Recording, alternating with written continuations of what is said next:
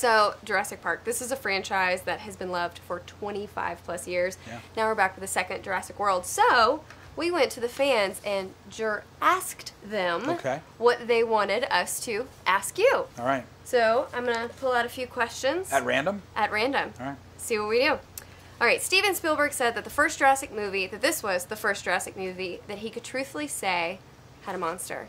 So what about this film makes this a monster movie? I think the filmmaker makes it a monster movie. We have a horror director who knows his monsters, and he was very intent on creating a very clearly defined, very distinctive monster of his own. And the Indoraptor is J.A. Bayona's monster. We can write that, but to film it and to create it and to invent it is something that only a filmmaker like he can do. And so for us, it was a collaborative process. It was actually a really rewarding and exciting process for me to embrace somebody else's vision and just lean into it. And when you do that with J.A. Bayona, you're going to get a monster movie. It's a terrifying monster. Yeah. Speaking of the dinosaurs, which was your favorite dinosaur to really craft a character around?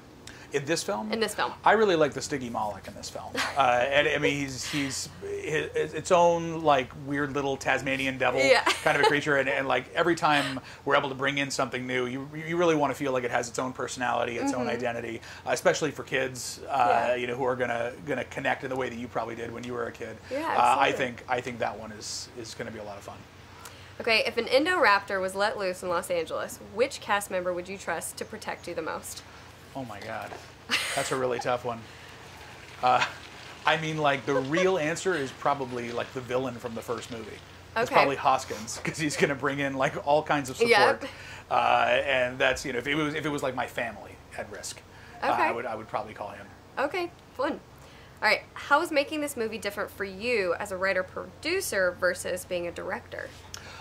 It was different in that I didn't feel like I had any less pressure to get it right, and I didn't feel like I had anything less to do. Like it was these movies are so big and they take so much that it actually made me realize that on the first film I would have loved to be able to separate those jobs and to be able to focus on just one or the other as much as we were able to do on this movie. Yeah. There were moments where I realized I could just go like get a muffin and nobody would notice, and that took a second to get used to, but I went all in. I just embraced it.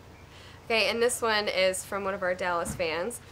Can you let a dino loose in Dallas for Jurassic Park 3? For real, would that be a good idea? Yes. We might lose some fans, like literally. I would be there. I mean, if somebody said there's a dinosaur running around Dallas, I'd be like, okay, where? I'm going to show up. Even though it's probably not a good idea, I would still do it. We're talking a lot about how people would really react to dinosaurs in the real world. Yeah. What do you do? Well, I surprised my office with some of the like 8-foot dinosaurs, kind of like the raptor walking around for the first one. The inflatable costumes? No, like the nice walking one. Yeah. And people pulled over on the side of the road. People were like getting out of their car, running to the building. People on other floors in the building were like stopping and coming up like, is there a dinosaur? Yeah. We saw a dinosaur. So I kind of imagine people would just stop. It'd be like having a tiger walking down the street. Yeah, only a much cooler tiger. Right.